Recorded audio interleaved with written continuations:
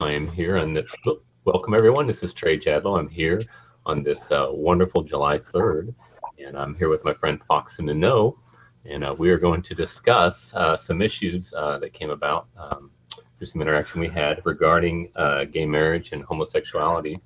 Um, I had posted a Facebook, or not a Facebook, a Google Plus wallpaper um, that was Fox had found to be somewhat offensive and wanted to talk about that. And I said, well, let's talk. So welcome, Fox. I'm glad you're here.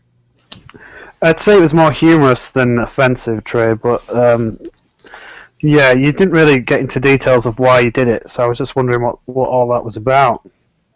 Okay. All right. Well, let me explain what the picture is in case anybody hasn't seen it. In fact, I wonder if I can do a screen share. Well, it's a wallpaper for this hangout. I'm sure if anybody's watching It's very colourful. It's very colourful. It's very what? It's very colourful. At first, I thought you were getting in the mood, and maybe you'd. And then I offended you. I wasn't particularly offended. I saw something that I thought was a bit hysterical, over the top, and slightly bigoted. So I just called attention to it. I'm not personally offended by it. Okay, well, you become fairly wont to call me a bigot, and I was wondering why you justify that. I mean, it's like your favorite epithet toward me now. Why is that? Well, I think that you have an attitude towards homosexual marriage which is based on outdated prejudices, and I find that bigoted. Okay. I would think, I think the opposition to gay marriage is so often from people who, for reasons of believing in an old, quite backward book, think that fellow adult citizens who happen to be different from them, who want to enter into consensual relationships and have that recognised by the state. I think people who oppose that because of said old ridiculous book are bigots. Okay. In my opinion. Okay, and that's what I wanted to talk about here. I wanted to apply our minds to this and think about this in a big picture type thinking as to what exactly is at stake here when we're talking about a gay marriage. And my problem is I don't think that gay marriage is marriage at all. It's not. We're not expanding the definition of marriage by saying homosexuals become marriage. We're fundamentally changing it. And the reason is that the government has no compelling interest to meddle in people's lives if they're going to regulate gay marriage. That's none of their business. Why is it not when marriage is clearly a legal contract? Yes, but why has it been a legal contract up until now? This new definition. It has been forever, since there's been marriage has been recognised by the state. Yeah, it always has been. Okay, so they must have a compelling interest to do that, right? The state. Why would the state care about legal contracts? Because that's the business of states and always has been. Right, and in order for them to regulate people in the business of marriage, why would they have a particularly compelling interest to do that? Because members of the citizenry in a democracy demand equal representation and equal rights under the law and under the United States Constitution, and that's what has been judged to be constitutional by the Supreme Court. And so there really isn't much of an argument from a legal point of view why a relationship of two men or two women of consenting age cannot be entitled to the same legal protections and recognitions as to heterosexuals. It's really, I mean, what's your point? You're not answering my question. I asked you why. I'm sorry. Why does the state care about gay people getting married? That's my point. Why has the state care about licensing, health and safety at playgrounds? Why does the state care about providing guns and tanks for the military. Why does it care about anything? Why is gay marriage this thing that they shouldn't care about compared to all of the other things that a state tries to do? It's elected to work on behalf of its constituents, its citizens. Yes. Why do gay citizens not have the right for the state to reflect their desires to be equal under the law? Why? Well, it's not a matter of equality. It's a matter of redefining the institution of marriage. And my whole point is to say that. I'm sorry? How have they redefined it? Well, the state has a compelling interest in, say, for example, you said to have guns and tanks or whatever for war, because the compelling interest is to protect existence. Would you agree with that? That the government's job is to protect the flourishing of its citizens and perpetuate existence. And marriage is part of an individual's right, if they choose to flourish in a relationship that is recognized and privileged by the state. So you can have contracts with people that can protect your rights, safe for property and all that stuff, without calling it marriage, can you not? Why make the omission? What have you got? What's your problem with gay people using? Why should they have to segregate themselves from the use of the word? Marriage means a union of two people who choose to enter into that union. Now that is interpretation and definition that gay people want to use to validate their relationship. So why? No, that's not what marriage is, Fox. Fox, you're going to keep talking over me because you don't want me to talk, right? You don't like my answer. Well, I assume what your answer will be, but you can give it. Okay. Marriage up to this time is, for the history of mankind, the government has a compelling interest in existence, and marriage produces citizenry that whereby the child can have both their biological mother, and their biological father to raise them in order to make citizenry for the future of the society. If there is no citizenry, and if there's not a special protection of that institution, you have no society. So that's why that they minority of the population who are not likely to, in some cases they will reproduce, or they may adopt, or they may form stable units by which actually people who are underprivileged and who otherwise may be of less value to society can actually enter into that gay married situation and actually have a stable upbringing and all the benefits that their providers will have from being a married couple. So this argument is ridiculous and absurd. I mean, first of all, it isn't the sole purpose of the state to perpetuate existence. If that were the case, then the state would be forcing every sperm and every egg to mingle together, and we would have billions. No, that's not what I'm not saying that at all. I am saying the compelling interest is there is no compelling interest for the government to mingle into people's personal lives and regulate it if it's not for the purpose of existence. Absolutely. So we had a compelling interest. We had a compelling interest for the government through childbearing and raising of citizenry. Now we're not expanding that. We're changing it. And what we're doing is we're taking the original compelling interest and voiding it, and we're making a new compelling interest that the government has no compelling interest for. I mean, a new definition that the government has no compelling interest for. The government and the state have been moving towards clearly compelled. Right, but on behalf of those minorities have clearly asked for their representatives that they elect. Okay, it's democracy. They choose to elect representatives and lobby their representatives and get representation for what they want. So isn't this amorphous blob, the state, the government thinking, that acts like this unconscious. It's not the Borg collective trait. The government reflects society. It reflects changes and developments and trends in society. We are at a point where we've become less in hoc to your outdated ways of thinking, that we can actually say that two people who happen to be of the same gender, who love each other, or even if they don't necessarily love each other, it doesn't all have to be that. If you want to make a mistake, fine. But if you want representation for your relationship, you are entitled to it under the law, just the same as any heterosexual couple. Okay, and we're saying why does it have to be two people? Why does it have to be what? Why does it have to be two people? Oh, that old canard. Well, we recognise actually that if there was a huge push for polygamy, I'm not outraged by it. I mean, I can have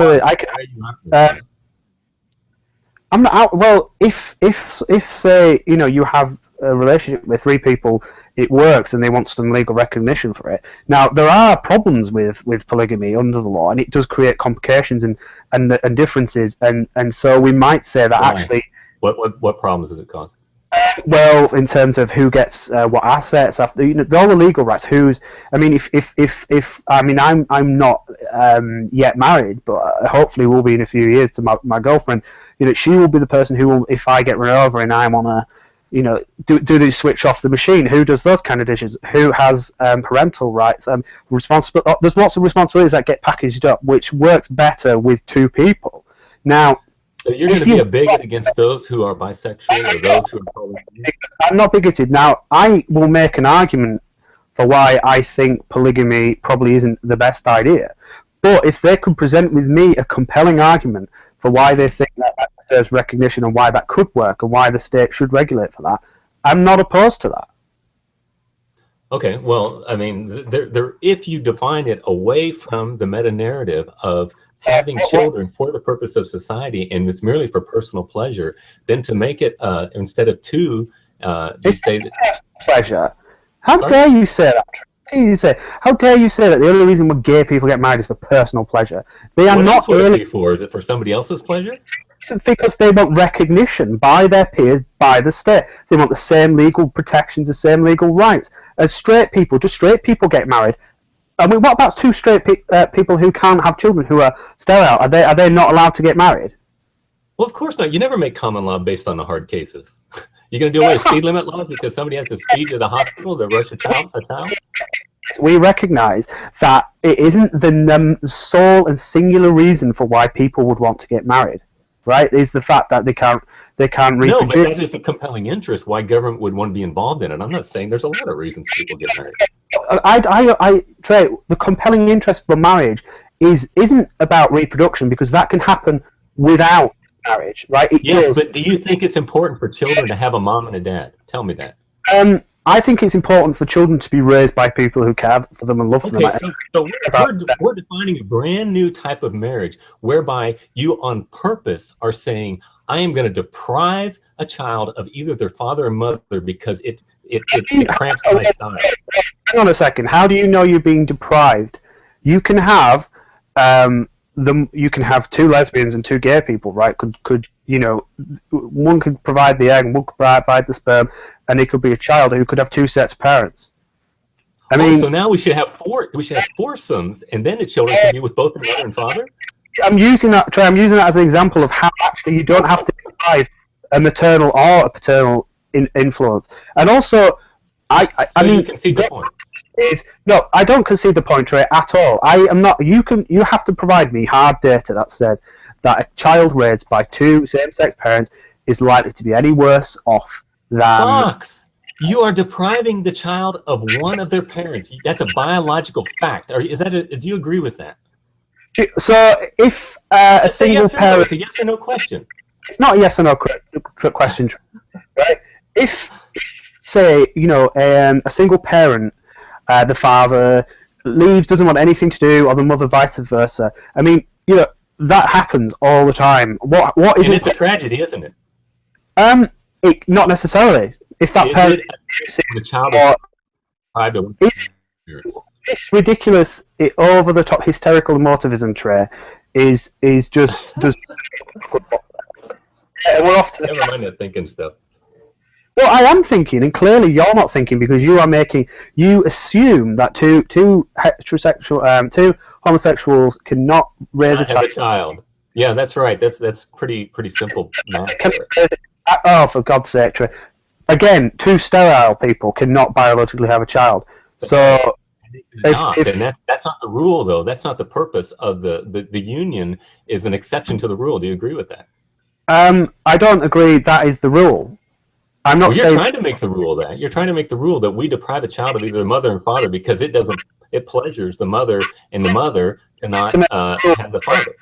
I'm saying that if two people want to have a child and they happen to be gay, that is, and they can provide it's not about a living relationship. It's not possible for them to have children. They have to steal material for somebody else in order to make it. God, oh, Trey, don't be so hysterical. Okay, And maybe I again, should say how steal. dare Maybe I shouldn't steal. you? Borrow. I'll say borrow. Or borrow. It's if the donor accepts that that's what's happening and that's what they agree to. It's there No, at the the end of the child day. has no question in that, Fox. They're forced into that position and said, you no longer have the right to be with your mother or your father. At the end of the day, Trey, the child will have, ideally, if all things being equal, will have a stable family environment where they are loved and cared for. But they Okay? will be deprived of either their mother or father, right? By definition. No, because they'll have two parents that love them. I am talking about their biological mother or their biological father. They will be deprived of them, right? I don't think there will be any deprivation. I think it will be a different setup, but it's no different from, say, a woman being a surrogate for two sterile people, or even two fertile people who choose not to have a child. I mean, in that I, situation, I think that I agree with you there, and that's why I'm opposed to that, because I think that a child should be allowed to have both their mother and father. I don't think it's right to design a system where they cannot have that. you can think that's the ideal setup or not, Trey. But the problem It's axiomatic, Fox. we have a lot of child. It's not axiomatic, Trey. We have a lot of children in society who need good, stable upbringings and family units, and if it's two men or two women who provide that, then that's an absolute About adoption. I'm talking about creating care, rather than a child being with parents that don't want it. This is the problem, Trey. You would quite happily. Okay, again, you're taking a hard line, the hard cases, and trying to make that the normative. That's not what I'm talking about. And what? And you're not with you. 100% of the time, gay couples deprive a child of at least one of their parents. 100% of the time. It's the design of the institution. One of their biological parents, but they still have two parents. But they are being deprived of one of their biological parents by definition. Okay, so it used to be what's best for the kids. Now it's, you stupid kids, you deal with it. I got to be happy. You don't realize that if a child is born into a relationship that is stable and loving, and by the way, not even necessarily married. I mean, I'm pretty sure gays have been able to adopt for a long time. So you're actually conflating two issues here anyway. And you're showing your homophobia in various other ways. It's leaking out a lot. I think you're the homophobic. I think a true person who loves a person who's in a hurtful lifestyle for themselves, you love them by trying to help them to get out. What is hurtful about the lifestyle of being gay? What's hurtful? I think that it's a perversion of God's natural order. The anus is not made for sexual intercourse.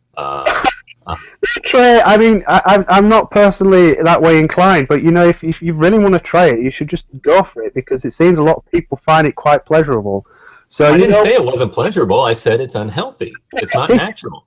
The incidence of the lower intestinal tract among homosexuals is skyrocket. Oh my God! You couldn't be any more homophobic if you tried, Trey. Oh, never mind the facts. Yeah, I know. Well, all right. So the facts. I mean, this is just absurd, right? Trey, people can.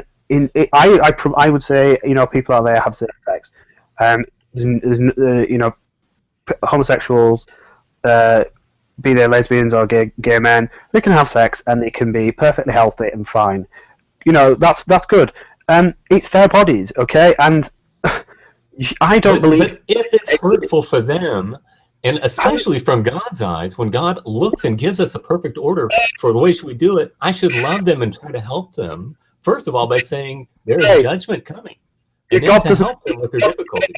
Doesn't exist, right? Okay. I'm sorry. Your God, in all likelihood, doesn't exist. There's no. I spanked you over and over and over on that one, and yet you just repeat the meme. Anyone, Trey, and that's a slightly homoerotic turn of phrase. You couldn't spank the an elephant's ass with a frigging boat paddle, right? Anybody can look up Fox and Unknown Trey Jadlow, and they can see who owns. Exactly has, and again has seen you fail terribly. Yeah, I know. Okay, so I mean, many of us either don't think your God exists or thinks actually, the all-powerful demonstrator, right? who creates galaxies and DNA, all these wonderful things, isn't really going to give a shit about where one Homo sapien puts its penis in another one. I mean, that is just so much. I think if the very hairs of our head are numbered, I think that he cares very much. For every breath that we take is a gift from him. Obviously, he does care. Which is transcendental. All that kind of stuff. That is actually really going to give a shit. I mean, seriously, you actually honestly think that is true, and that is the sad thing. You think this is true. You think this irrational Bronze Age storybook is literally. And you're just repeating memes. You're not giving an argument. I've given you. Justify your existence, Fox, without appealing to silliness. I don't have to justify my existence. That's why, because you can't. It does. I exist, okay? I don't have to justify it. Did you make yourself before you existed? Here we go. Have I ever claimed that I made myself before I existed? Well, tell me what else. There's a tertium quid. Tell me another way. Tell me what? You made yourself, God made you, or whatever else. What's the other one? What made me? My parents. We've been down this before, Trey. That's right. And your parents are contingent, right? Yeah. Oh, you're back on the contingency stuff, are you? I never got off. Why don't you get back to telling me again how that little problem of the infinite regress is actually solved? How do you get around that? Did you look into set theory and has your understanding of infinity advanced beyond that? Does an infinity of an infinity of effects happen? Yeah, and an infinity of causes happens. Next, what's your next question? No, if a cause happens, then it's an effect by definition, right? So incapable of understanding these basic concepts. So you use your ignorance, your complete stupidity and inability to understand this, and you actually think that inability is actually you having somehow proved it's wrong. I mean, do you not see the Trey? I mean, you literally, and even if I'm going to do the Jim Gardner question, which again you never answer, even if I granted that this necessary being exists, okay, how do you get from that to Yahweh? Because Yahweh is the guy who says homosexuality is a sin and wrong, not the necessary being. The necessary being probably, for all we know, couldn't give a shit about gays. Maybe he really likes gays and he really hates straight people. So you concede the argument? I do not concede the argument. I am saying for the sake of argument, okay? And you cannot understand that. And I mean, if you're not going to say, really, it is true, I want you to rebut it rather than try to change the subject. No, Trey, you don't understand what a reductio ad absurdum is, okay? I'm trying to get to the core of your... That's right. I am using a reductio right now. If you exist, let's take it out to its logical conclusion. There must be something with the attribute of self-existence. No, that's begging the question. That's completely... You know what begging the question is. I do, Trey, because you do it all the time. I'm not assuming my conclusion in the premise. I've never done that, not once. You do that. You always do that. Okay, we've been through that. We've shown how actually both premises and the conclusion of your argument are flawed. Okay, so even the argument of contingency, which I would assume, but actually, if we assume a necessary be, everything that is in conjunction with a necessary fact or being is it also itself arguably necessary. I mean, have you looked again at Peter Wagen's big contingent conjunctive fact argument? I mean, that would say that actually, if you posit a necessary being, by conjunction, everything else is necessary. So on that reading, actually, contingency might not. Nothing might actually be contingent. Everything might be necessary. Who knows? If everything is necessary, then it cannot be acted upon. Shut up and listen. A satiety exists. Well, does it? Well, I can't see it anywhere. You claim it's logically necessary. Well, no, we've got the infinite regress out there. We've got the thing. It's not a nonsense because you claim it's nonsense. It isn't utter nonsense. Tell me what is utter nonsense about. Well, first of all, do you know? Chain of things happening with nothing causing them. No, who says that? Again, you completely show your ignorance. I'm saying that every cause has an effect, and there are an infinite number of causes and an infinite number of effects. If the cause happens, then it's an effect by definition, right? If the cause happens, it's an effect by definition. Again, why do you jump to jumbled non sequiturs? It's not a non sequitur. It's a definition of terms which are equivalent. There is an infinite, and a beginningless infinite set. Right? I'm not going to go over this for much longer because I've been over this time and again, and Okay, well, we're kind of off subject here. we are off subject, but you dragged it there by running to your God, and then I asked you to try and bring it back on subject, Trey. I tried to say, well, let's say, for the sake of argument, not conceding it, okay? For the sake of argument, Trey, let's say that the necessary being, the transcendental mind that doesn't change and all that, even though it looks like it's changing, all that exists, right? Why does he care about gay marriage and homosexuals? And I said, if in fact he does exist, the very hairs of our head are numbered, every beat of our heart is a gift from him. How would you say he doesn't care? That seems ridiculous to me. I'm not saying he doesn't care. Maybe he doesn't care. He could completely. How could he not care when he gives you your very heartbeat? Are you familiar with what deism is? What most deists would say, well, actually, God may be completely ridiculous. Because if we're dependent upon that which gives us existence, deism doesn't make any sense. I am dependent upon the shit that I, flush down the toilet, but I don't care about it. You are not the creator of your feces. You are assuming, okay, that God couldn't have set a spark off. This necessary being couldn't set a spark off, which because then we are contingent. That's what the word means. We are dependent for our existence. Every moment that we exist is a gift. Okay. No, it's not a gift. For all we know, it could be a punishment. Right? So this necessary being could just be sparking off universes left, right, and centre, and could not give absolute crap about what goes on in any of them. Right? That's possible. Now, you believe in a being. It is possible, and you've shown nothing to show that it's not possible. Now, you believe in a particular version of this necessary thing. Yahweh, the God of the Bible, the God of Christianity, right? So you can believe in that all you want, but you can't join A to B and say that they're the same thing. You've never ever I've never heard you present an argument ever to show why that must be the case. Well, so if you want to, did you not watch Alex? Did you not watch it with Alex? I didn't hear an argument there for that. Well, and Jim Gardner was asking you for it 1,000,001 times. So if you do have this, present it. Go through. Why is Yahweh this necessary being, if we granted for the sake of argument that exists? Why is it your God, Trey? The God that hates hope. Okay, from my perspective, I believe that the God of the Bible has revealed himself through the expression of that which is expressed in that word, and ultimately through his Son. And I think that the Bible is very reliable, particularly if you look at the Gospels. For example, Luke is considered to be the most accurate historian of antiquity by way of archaeology, by way of Sir William Ramsay, who went over there and spent a good portion of his life studying. In fact, he went over there to disprove the Bible because he was under the impression at scholarship at that time said that the book of Acts was written 100 years later than what it was purported to have said. So he went over there to verify that and to show that by archaeology and checking out the verifiable facts that regards the book of Acts and the book of Luke, and to disprove it. And in the process, he became a Christian. He said Luke is a historian of the highest rank. His work stands to be among the greatest of the historians of antiquity. So he's a faithful recorder of what happened in the events there in the first century.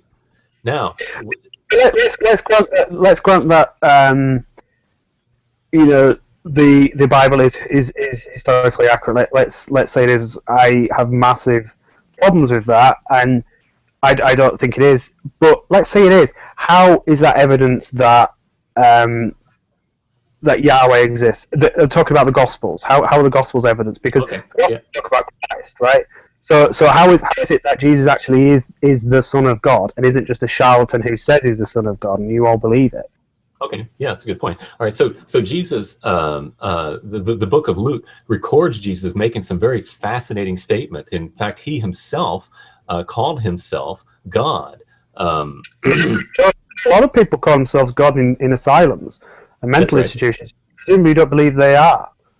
Yes, but he made statements that were not unverified.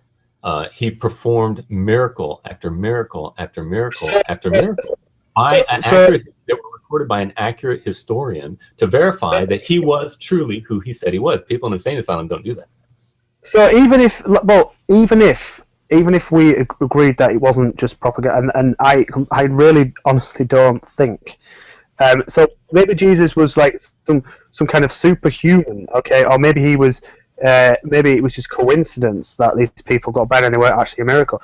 Or maybe he was an alien. I mean, there are people who would tell us there. So how does that get to God incarnate? Well, because of what he said about himself. He said, "I and the Father are one."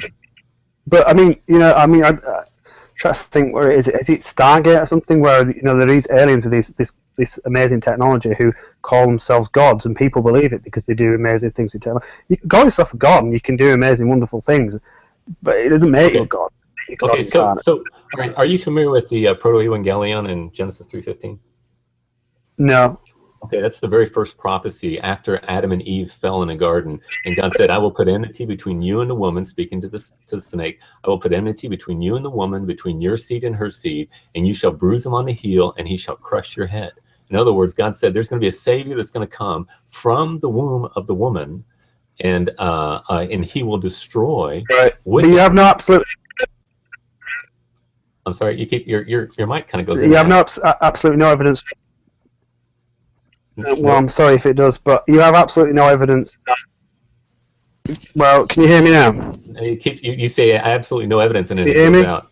Yeah, I can. Well, yeah, maybe it's divine interference. You have absolutely no evidence that that the Adam and Eve story actually literally happened. So I couldn't really give what I said about Jesus. two shits about. Jesus referred to Adam and Eve as historical people. Yeah. Remember? I'm sure he would, because if that was the folklore, the religion that he was built into, and he wanted to put himself forward as a spiritual leader, or if he thought he was the Messiah, what people think that, then I'm sure he would refer back to prophecies.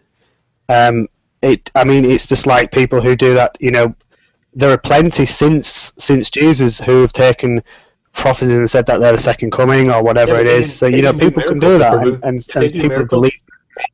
Did they do miracles to verify their? I don't. Claims have been made that they have done miracles. No, not so. I don't think Jesus is. But these are not accurate. These are not accurate claims. I mean, wait a minute. There is no. What I said about Luke. Outside of the Bible, right? Okay, there is no evidence of miracles. Well, I think Josephus referred to something, but that really doesn't matter. Is the Bible accurate? Is the question that we have. Is it an accurate miracles? I mean, he mentions Christ, and I think some of the things that he's been attributed to have been thought by some to be forgeries. But I mean, he best mentions someone called Jesus in that time period. I don't think he talks. I think he might talk about how he was revered and looked up to and anything like that. But I don't think he specifically talks about miracles. And even if he did, he wasn't there at the time, was he? Yeah. But the question is, Fox. So, do we have a reliable expression in the Bible? Why do we have to go somewhere else if we've already established that it's trustworthy and reliable? Because the Bible isn't trustworthy and reliable, and you wouldn't verify the Bible with. That. No, I was at that point. I was talking for the sake of argument. I don't concede obviously the Bible. Okay, what's your reason? The Bible. Well, I don't see evidence for the supernatural events in the Bible existing anywhere other than in the Bible. Okay, so for me, but you do concede that it's a reliable witness, right? No, I don't. Okay, why? Who's a reliable witness? Luke. Luke. So did Luke? I don't know enough about gospel authorship, but I'm pretty sure that it was probably written not by Luke himself, and it was probably written later on his account on behalf of someone else. So I don't think we have. You're just asserting that, right? As far as I'm aware, the earliest writings about Jesus come from Paul. So I'm pretty sure that the rest of the we have no originals or verification that the supposed authors of the Gospels were actually the disciples of Jesus, and they weren't just saying. They were accepted in the very first century to be authentic by the people who wrote them. But you don't realize how easy it is to distort a text and how biased someone else might be. So no, it's impossible to do it because you have multifocality. You have thousands of people in different locations copying the same text. How are you going to put them all together and somehow introduce some kind of unified corruption of the text? Trey, I'm not sure you understand what I'm saying. If, for instance, there was someone called Jesus who existed who was a charismatic preacher, and he had followers, and his followers made claims about him, either they believed them or they were just propaganda, and they were just trying to basically big this guy up, and they wrote stories about him and they passed them down. I would believe that case, that scenario, before I believed, oh no, that they're trustworthy, and that, because people make shit up, and they have done in the past, and they still do today. So what would for me would say, oh, okay. The disciples went to their death saying that what they said was true. Why would somebody die for something that they know to be a lie? I'm not necessarily thinking that people do it all the time. Have you heard about the Jonestown massacre? People who loved Jim Jones, is it? They sincerely believed his deceptions and his lies. People can deceive themselves and they can go to death, the grave. So they lived with Jesus for 3 years and they were completely deceived about all his miracles. And then when they saw his resurrected body, they all were delusional. I'm not. 500 witnesses, Paul says. And he has, and none of these witnesses. Paul could say whatever he wants. He could say 5,000. And anybody could have refuted him. Why would he say that during his own day? Any of those other witnesses in any other texts write down these events happened? Because you're always going back to the biblical texts. Why? Right? Yeah, why wouldn't I? Because I'm a Christian and it's historically reliable. It isn't historically reliable. It's okay. Make your case. You haven't done that yet. Well, because it's clearly referring to itself, isn't it? So if the is it a reliable historical account of what happened? I don't think it is. Okay, tell me why. Because I don't have any extra biblical evidence. Okay, I didn't ask for extra biblical evidence. I said, how do you disprove what itself? Well, I just gave you evidence and said that archaeology proves it to be impeccably accurate. Why would you doubt it? Archaeology proves the Bible to be impeccably accurate. I'm sorry? Do you say that archaeology proves the Bible to be impeccably accurate? Indeed, I did. There's never been any archaeology that has directly disproved the Bible. In fact, with every turn of the archaeologist's spade, the Bible becomes more and more reliable. Is it that we've not found Noah's Ark? And I didn't say we have found everything in the Bible. I'm saying we haven't found anything that directly contradicts the Bible. Oh, what? Are you nuts? We found evidence that the Earth is 4.3 billion years old. We found no evidence. How is that? How do you know that? Science. Oh, science. Science is empiricism, right? So we've got science, or we've got your ramblings of Bronze Age. Science is empiricism, right? It is, Trey, yes. Okay, how do you empirically verify something in the past? You've just tried to claim empirical verification for something in the past? Yeah. How do you do that? Yeah. How do you call that science? It's called evidence. It's called looking at the world and it's making judgments on guesses and extrapolations, right? No, it's not guesses and extrapolations. It's based on understanding of how processes and systems work. Right, but it was never seen by anybody, right? Did you see World War II? Did you see Jesus dying on the cross? Did you see anything in the Bible? No, you didn't. Oh, so I can believe the people who wrote about that then, huh? Trey, it isn't just a free-for-all. The people who wrote the Bible made claims about the way the world is, and when we go out to look and investigate the world, if those claims were true, if the Earth was 6 to 10,000 years ago, then we should expect to find. If there was a global flood, we should expect to find flood layers. Yeah.